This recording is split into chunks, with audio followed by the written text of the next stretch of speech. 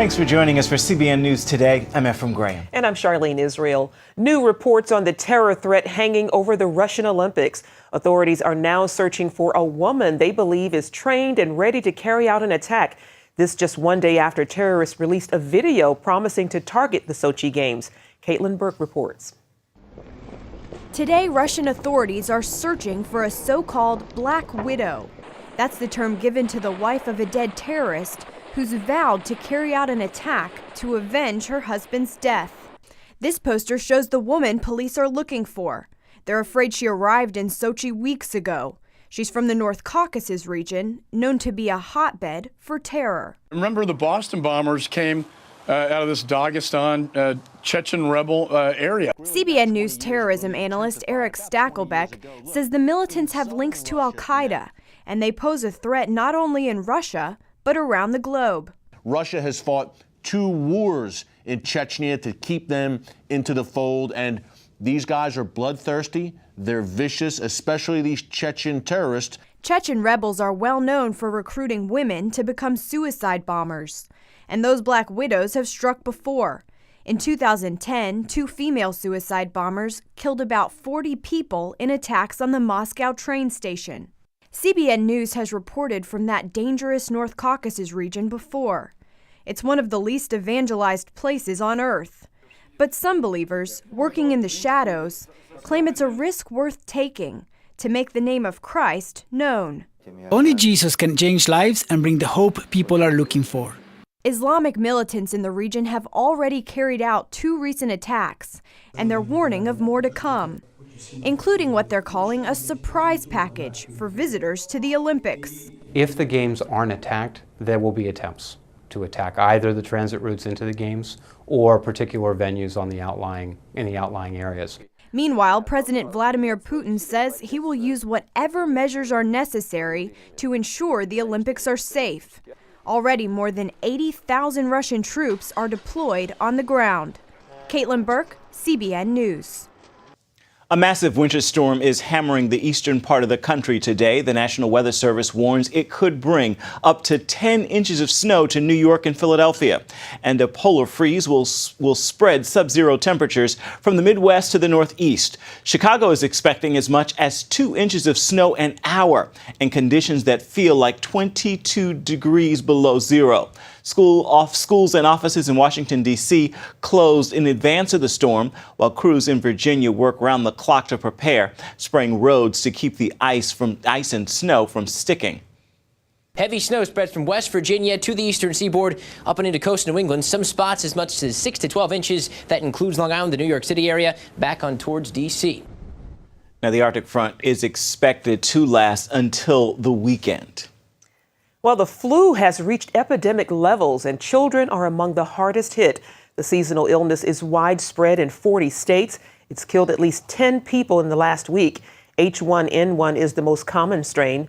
Doctors recently diagnosed an 11-year-old girl with H1N1 in Tennessee, and she died within 72 hours. Her mother says she had not been vaccinated. We're supposed to bury our grandparents. We're supposed to bury our parents eventually. We're not supposed to bury babies. Please don't ignore it. If you haven't been vaccinated, do your research and decide if you want to vaccinate your child. The illness has forced Indianapolis hospitals to restrict visitors and ban those with flu-like symptoms from seeing patients. Doctors say a flu shot is still the best defense. Russia and Iran are criticizing the United Nations for withdrawing its invitation to let Iran join in the Syrian peace talks this week. The head of the UN, Ban Ki-moon, reversed course after Iranian leaders refused to agree to the talks would create a transitional Syrian government. The last-minute Iran invitation had undermined the conference. Western-backed Syrian rebels had threatened to drop out over it. Those rebels said Iran would have to agree to withdraw its troops and Hezbollah fighters from Syria before they would attend the Geneva peace talks. Militant Buddhists are attacking Christians in the island nation of Sri Lanka. This mob, led by radical Buddhist monks, attacked 2 Christian prayer centers in the resort town of Hikwadwa. One center was operated by the Calvary Free Church and the other by the Assemblies of God. The militants said the Christian centers had been ordered closed and were violating the law by staying open. The Christians said the buildings were registered, signs and windows were smashed, Bibles and documents were destroyed. The overwhelming majority of Christian persecution around the world occurs at the hand of Muslims. According to Open Doors USA, 74% of the worst persecution takes place in Muslim nations. In its recent World Watch list naming the top persecutors of Christians, Open Doors said Muslim countries make up 37 of the top 50. Even in countries that don't have a Muslim majority, Christians suffer at the hands of the Muslim population. For more on this, you can visit Raymond Ibrahim's blog at cbnnews.com. So what can be done to help Christians and other religious minorities who are persecuted for their faith? CBN International correspondent Gary Lane spoke with Dr. Robert George. He is chairman of the U.S. Commission on International Religious Freedom. Gary asked him what can be done to help reverse the trend of increasing persecution around the world. We need to prioritize religious freedom in our foreign and diplomatic policy.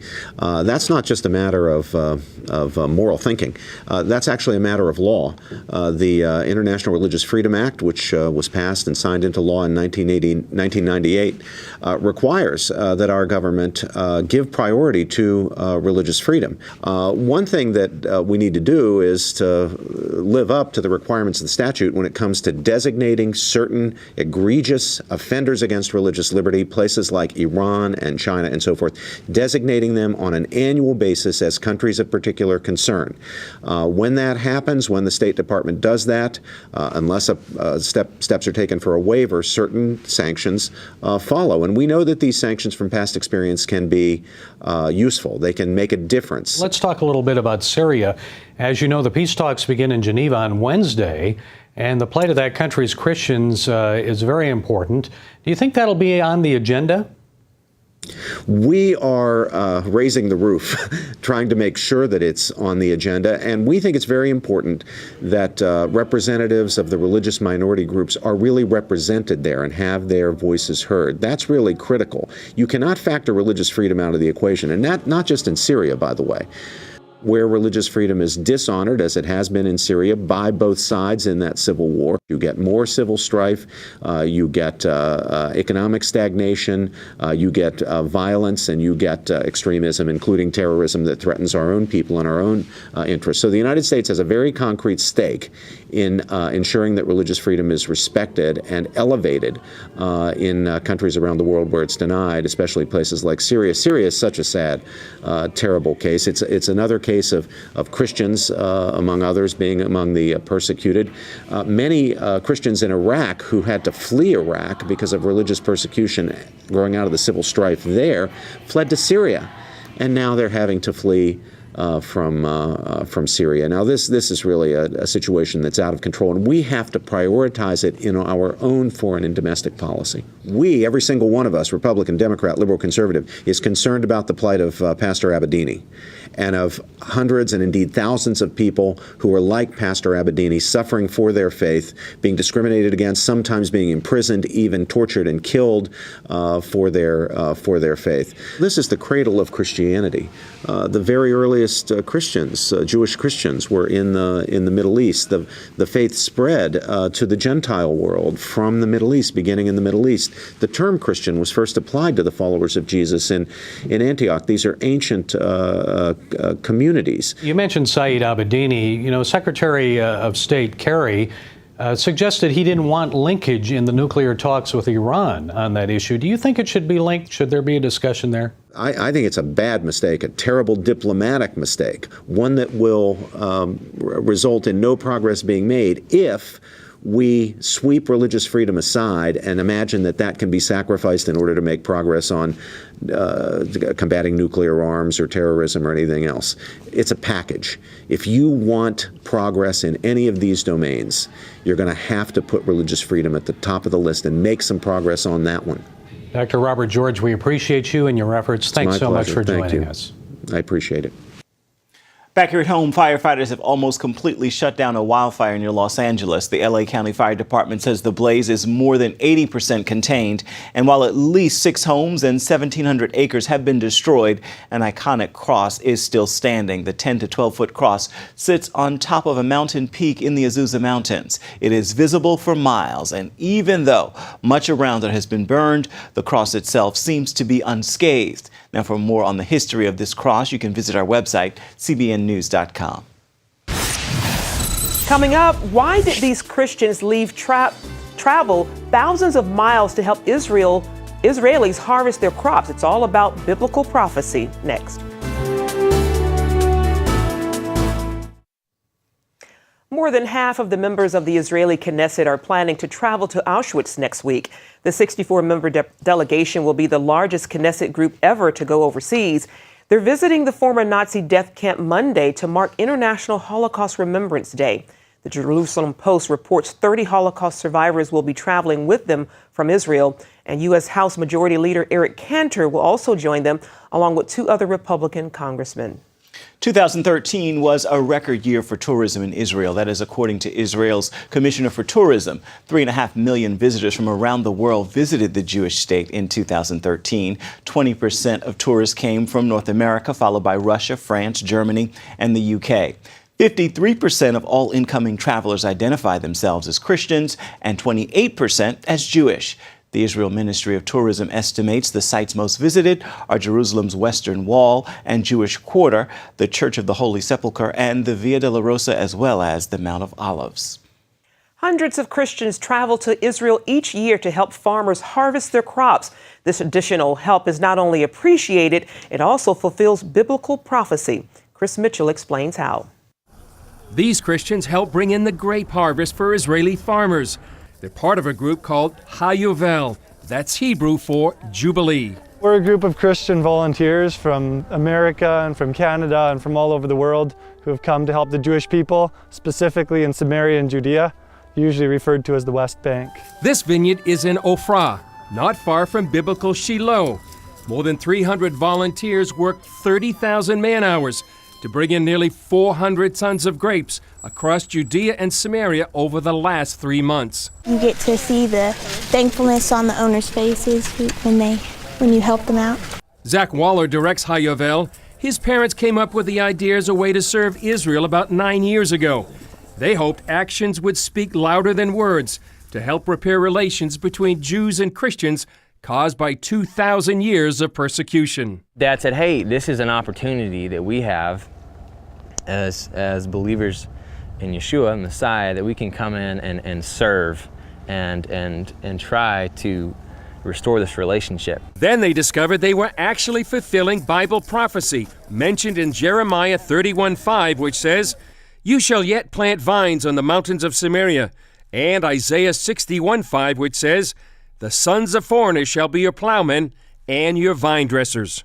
You will see nations coming to the land, working in the vines, helping the Jewish people. It says in the Bible, it's happening. Local Jewish resident Aaron Lipkin sees the Christian love as a healing ointment.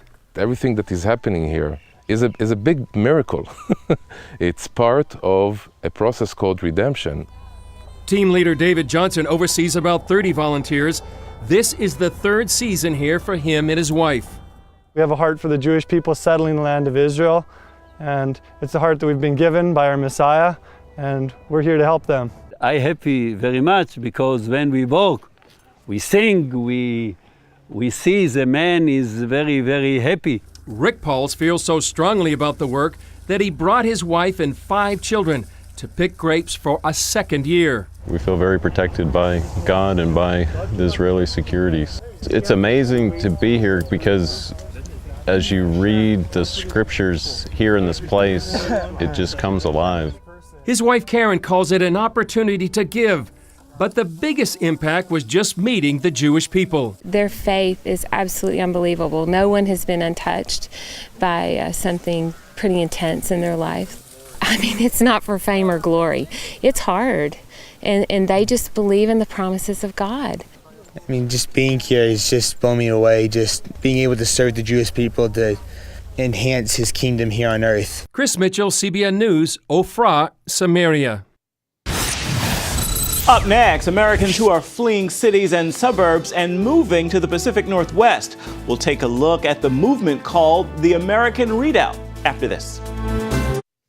The reality TV show Duck Dynasty is inspiring students to pray in schools across the country. That report comes from 16-year-old Sadie Robertson, one of the stars of the Duck Dynasty series. Sadie says students are now forming Duck Dynasty clubs to pray before lunch at schools. She said it's an awesome thing for a TV show to be able to bring prayer into schools. The Montgomery Advertiser reports Robertson made the comments at a recent fundraiser for Prattville Christian Academy. Well, what if you could really get away from it all and move to a place where you and your family feel safe and could really enjoy life? Well, that's just what some conservative Christians are doing. Indeed, that is right. They are so worried about the future of America, they've gone to the American Redoubt. The word redoubt means fortress or a safe, protected place. Chuck Holton has their story from Idaho. We have a breaking news story. Angry protesters are on the streets of Los Angeles right now. Alarm over the future of America can be seen almost daily in the headlines. The loss of privacy, constitutional freedoms, and out-of-control government spending are just a few of the reasons sending shockwaves across the country.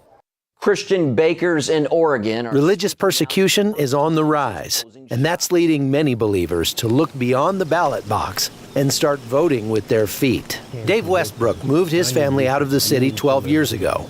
I was pastoring a city church, and it was through my own Bible study and my own prayer life that I became convicted that I needed to do something. We needed to live in a different situation.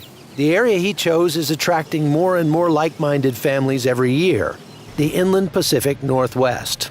It's an area which includes Montana, Wyoming, Idaho, and the eastern parts of Washington and Oregon. Members call this movement the American Redoubt. Ultimately, we believe God led us to the Northwest. I think that people recognize tough times are coming, and it's causing them to think about their situation. It's causing them to think about how they live now, the security of their family, the stability of society, and how they're going to relate to that. But I'm finding something else too, and that is that more and more people are resonating with this idea of getting back to the land, of living a simple, more natural way. And I mean, that doesn't surprise me, because the way I see it, the Creator wired us for this. Idaho is a paradise for nature lovers of all kinds, and it's also one of the least populous states in the Union. And that's a big draw for the kind of people that would come to the American Redoubt, not necessarily because they want to get away from everybody, but just because they feel like it's more free for them to live and work and worship as they please. Where your kids can run free. They're spending time with, livestock, with the horses. They're in the garden. We saw how quickly things deteriorated. John and Sarah enjoyed life in Florida until a hurricane changed their outlook forever. They asked we not show their faces. How fragile our civilization is.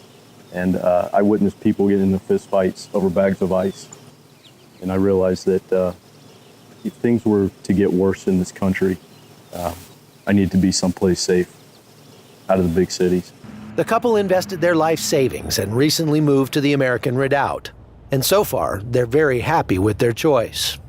So right now I can say I'm excited about the new challenges and the new life that we're going to embrace, that we have embraced, that we were prepared and ready to face. What challenges are coming our way, I don't know, but I know that God brought us here and God's going to bring us through any troubles that we do have. Welcome, and thanks for listening to Radio Free Readout, the emerging safe haven and refuge for God-fearing, liberty-loving. The growth here has spawned radio programs, websites, and even its own silver coins. Todd Savage moved his real estate business from San Francisco and now helps people looking to make the move. The core of this movement is to help like-minded conservative Christians move to the Redoubt area, eastern Washington, Idaho, Montana, and sometimes Wyoming. And it's a wonderful place to be, to educate your children and to have freedom. Since the re-election of President Obama, we've seen a huge increase in demand. But it's not about being exclusive. It's about liberty.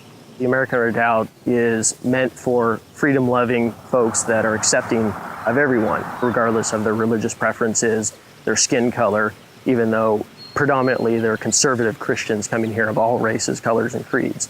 And it's not just families. Businesses are moving in as well.